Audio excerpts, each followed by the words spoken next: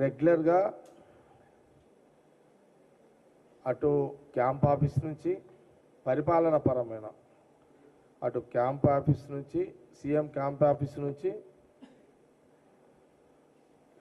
Secretariat నుంచి అట్లాగే command control నుంచి ఈ 3 ప్రాంతాల నుంచి ప్రభుత్వ పరంగా నిర్ణయాలు, సమావేశాలు, రివ్యూలు రెగ్యులర్గా ఉదయం 11 గంటల నుంచి మొదలుకుంటే రాత్రి 12 గంటల వరకు ముఖ్యమంత్రి రేవంత్ రెడ్డి గారు రివ్యూలు చేయడం జరుగుతున్నది. దీనికి సాక్ష్యము మీ మీడియానే, ఎంటైర్ మీడియానే సాక్ష్యం. ప్రాబ్లం ఎక్కడొచ్చిందంటే అదే నిన్న కేటీఆర్ మాట్లాడాడు. అదే ఏది ఢిల్లీకి పోయిండు ముఖ్యమంత్రి కనబడతలేడు అని మాట్లాడాడు.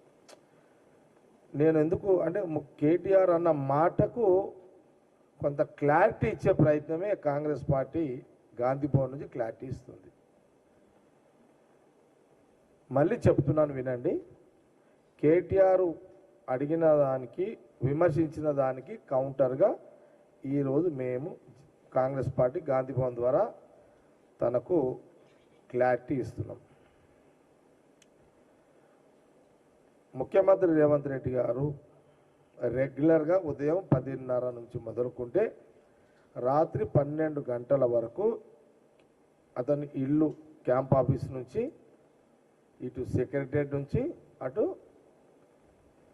అది కమాండ్ కంట్రోల్ రూమ్ నుంచి రెగ్యులర్గా ఉన్నతాధికారులతోటి రోజు రెగ్యులర్గా తెలంగాణ ప్రజలు మీడియాలో, ప్రింట్ మీడియా, ఎలక్ట్రానిక్ మీడియా అందరూ కూడా చూస్తున్నారు. ఇప్పుడు అసలు విషయానికి వస్తాం. కేటీఆర్ యొక్క విమర్శకు చెప్పాలి. కేటీఆర్కు బహుశా ఈ మధ్య కాలంలో ఆయన తెలంగాణ హైదరాబాదులో ఉంటలేడు. కేటీఆర్ తెలంగాణలో ఉంటలేడు కాబట్టి హైదరాబాదులో ఉంటలేడు. సంవత్సరంలో నెలకొకసారి విదేశాలలో ఉంటున్నాడు ఆయన.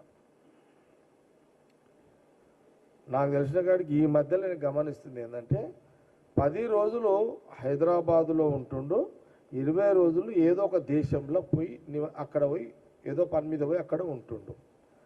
అందుకే ఈ నెలల 10 రోజులు ఉన్నంత కాలం తాను విమర్శిస్తూనే ఉంటాడు ముఖ్యమంత్రి రేవంత్ రెడ్డి గారిని, కాంగ్రెస్ పార్టీని. అట్లాగే ఈ 20 రోజులు ఆయన విదేశాల్లో, కేటీఆర్ విదేశాలలో నివసిస్తుంటాడు కాబట్టి ఈ 20 రోజులలో మా కాంగ్రెస్ గవర్నమెంటు సీఎం రేవంత్ రెడ్డి గారి యొక్క ఈ 20 రోజుల యొక్క అధికారుల రివ్యూలు, పరిపాలన ఇవన్నీ కూడా అతను నోటీసులో ఉండవు. ఎందుకంటే అతను విదేశాల్లో ఉంటాడు 20 రోజులు. అక్కడ ఆయన ఈ పేపర్లు చూడడు అనుకుంటా, ఏది తెలుగు ఛానల్స్ కానీ తెలుగు పేపర్లు కానీ ఇవన్నీ ఆయన చూడకపోవచ్చు. ఆ 20 రోజుల తెలంగాణలో ఏం జరుగుతుందని ఆయన అవగాహన లేక, దాని మీద ఆయన ఇన్ఫర్మేషన్ తీసుకోలేక అతను మాట్లాడుతున్నట్టుగా నాకు ఇక్కడ కనబడుతుంది. ఇది కాంగ్రెస్ పార్టీ సూటిగా తెలంగాణ ప్రజలకు కొంత క్లారిటీ మేము ఇచ్చేస్తున్నాం. ఇది తెలంగాణ ప్రజలారా, నెలకు 20 రోజులు విదేశాల్లో ఉంటుండు, 10 రోజులు హైదరాబాద్లో ఉంటుండు. అందుకే ఆ 20 రోజుల సీఎం రేవంత్ రెడ్డి గారి పరిపాలన ఏం చేస్తుండో ఇన్ఫర్మేషన్ లేక ఈడికి వచ్చి బట్ట కాల్చి మొక్క మీద తల్లే కార్యక్రమం చేస్తున్నాడు. ఇది తెలంగాణ ప్రజలు గమనించాలి. నెలకు 20 రోజులు విదేశాలలో ఉంటున్న కేటీఆర్ ఒకటి. రెండో పాయింట్ ఏంటిది?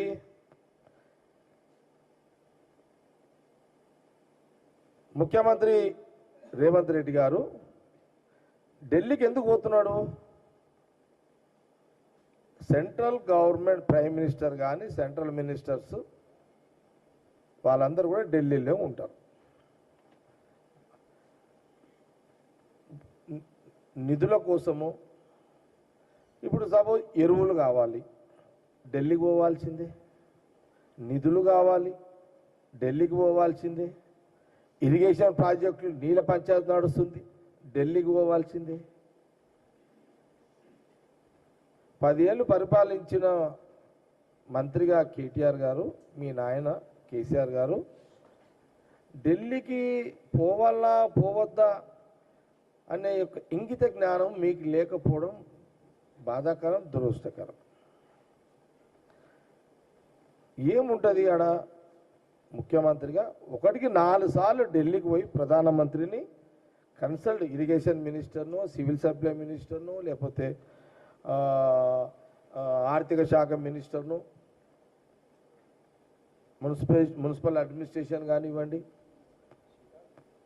ఇవన్నిటికి సంబంధించిన మన కోటా ఏదైతే తెలంగాణకు ఢిల్లీ నుంచి రావాల్సిన ఆర్థికంగా ఉన్న మన కోట ఏదైతే రావాలో ఆ కోటాకు 1కి 4 ఇంతలు అక్కడ ప్రైమ్ మినిస్టర్ని, మంత్రులని కలవాల్సిన బాధ్యత ఒక ముఖ్యమంత్రిగా రేవంత్ రెడ్డికి ఉన్నది. ఈ జ్ఞానం మీకు ఈ ఆలోచన ఎందుకు మర్చిపోతున్నారు అని ప్రశ్న. తప్ప ఇది? కలవద్దా? ఢిల్లీకి పోవద్దా? నిధుల కోసము, ఇంకా లేకపోతే నీళ్ళ పంచాయతీ కోసం ఢిల్లీకి పోవద్దా? పోయింది అందుకే కదా సీఎం రేవంత్ రెడ్డి గారు. అచ్చా, మీ నాయన కేసీఆర్ గారు ఈ రాష్ట్రానికి 10 ఏళ్ళు ముఖ్యమంత్రి ఉన్నారు. మీరు ఆ పని మీరు ఎందుకు పోయారు? మీ నాయన ముఖ్యమంత్రి ఉన్నప్పుడు మీరు ఎందుకు పోయారు?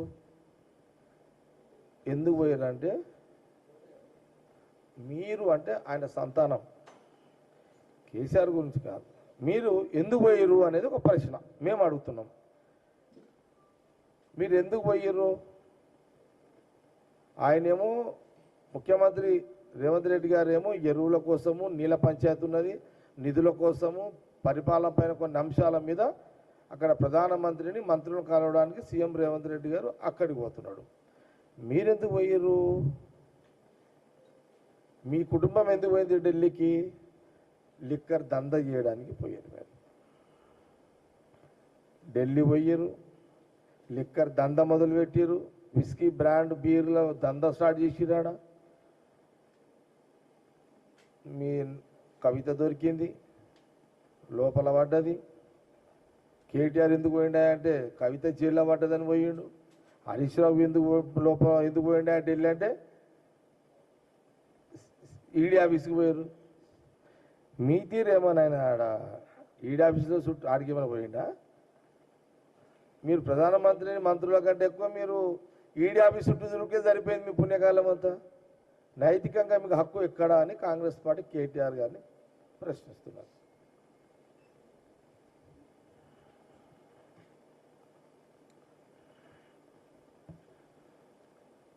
వాస్తవానికి కూడా కేటీఆర్కి స్ట్రోక్ దాకింది. మొత్తం ఎవరిది? కవితది.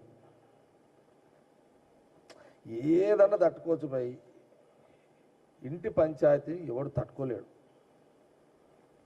అది పెళ్ళాం కానీ, చెల్లెలు కానీ, అక్క కానీ, ఆడు బామ్మర్ది కానీ. ఈ ఇంటి స్ట్రోకులు మహా డేంజర్ ఇవి. ఇప్పుడు కవిత ఒక దిక్కు స్ట్రోక్, హరీష్ రావుది ఒక దిక్కు స్ట్రోక్ ఉంటుంది.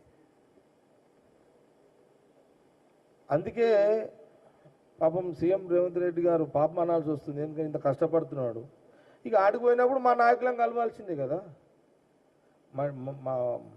మాకు అదే కదా మెయిన్. కాంగ్రెస్ పార్టీకి మాకు పుట్టినీళ్ళు ఢిల్లీ కదా, మా పుట్టినీళ్ళు. మీది గల్లీ కాదు కదా, మా పుట్టినీళ్ళు కాంగ్రెస్, మాకు ఢిల్లీ కదా.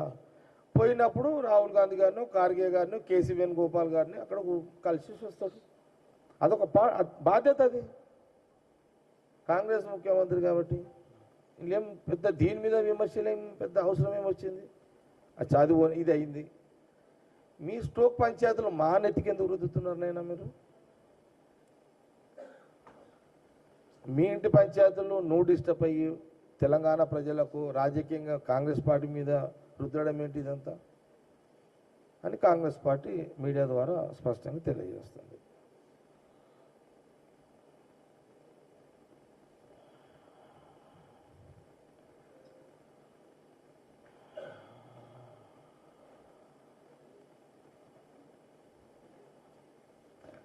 ఇప్పుడు నేను ఇంకో మాట చెప్తున్నా.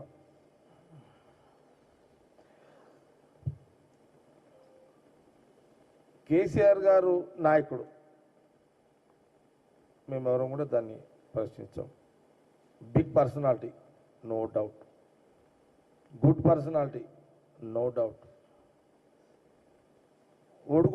ఒడుకుదొడుకులతోటే నాయకుడు ఎదిగిండు, నో డౌట్. కేటీఆర్ ఏ ఒడుకుదొడుకులతో వచ్చిండు నాయకుడుగా? ఓ కౌన్సిలర్ అయినా, ఓ చైర్మన్ అయినా, ఓ జడ్పీటీసీ అయినా, నువ్వు నాయన కోటలు డక్కమని డైరెక్ట్ ఎమ్మెల్యేకి వచ్చేస్తావు. నువ్వు నీకేం తెలుస్తుంది? డక్క ముక్కలు ఏం తెలుస్తాయి కింద నీకు? డక్క ముక్కలు నీకు ఎవరు తెలుస్తాయి? నాసుంటోనికి రేవంత్ రెడ్డి అసుంటోనికి తెలుస్తాయి. ఇప్పుడు సీఎం రేవంత్ రెడ్డి కావచ్చు, ఒకప్పుడు ఏందైనా ఒక జడ్పీటీసీగా నుంచి స్టార్ట్ అయ్యింది. ఆయన గ్రౌండ్ లెవెల్ ఏముంటాయో ఒడుకుదొడుకులు అనేది మా గ్రౌండ్ కింది నుంచి వచ్చినోడికి తెలుస్తాయి. కానీ మీ నాయన కుర్చీ మీద కూర్చునే టైంకి నువ్వు అమెరికా నుంచి దిగితే డైరెక్ట్గా ఎమ్మెల్యేకు పోటీ చేస్తేవి. ఇట్లా ఇప్పుడు మాకున్న అనుభవాలు సీఎం రేవంత్ రెడ్డి గారితో పాటు నాకే, కానీ మా నాయకులు ఇంకా చాలామంది, ఇప్పుడు మా మినిస్టర్స్ ఉత్తమ్ రెడ్డి గారు కానీ, లేకపోతే కోమటిరెడ్డి వెంకరెడ్డి గారు, అటు మా దామోదర్ గారు, గీతారెడ్డి గారు, వాళ్ళు వీళ్ళు, మొన్న పొన్న ప్రభాకర్ గారు అని, ఇట్లా మా మినిస్టర్స్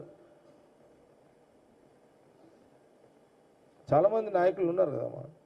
నేనేమంటున్నా అంటే, నువ్వు డైరెక్ట్గా వచ్చినావు, ప్రజల నాడి తెలియదు, ప్రజా సమస్యలు తెలియదు, మీ ప్రజలకు ఏం చేయాలో ఆలోచన ఉండదు. కాబట్టి అనుభవంతో కూడుకున్న రాజకీయ జీవితంలో నుంచి వచ్చినటువంటి నాయకులమే కాంగ్రెస్ పార్టీ నాయకులం. అందులో ఇప్పుడు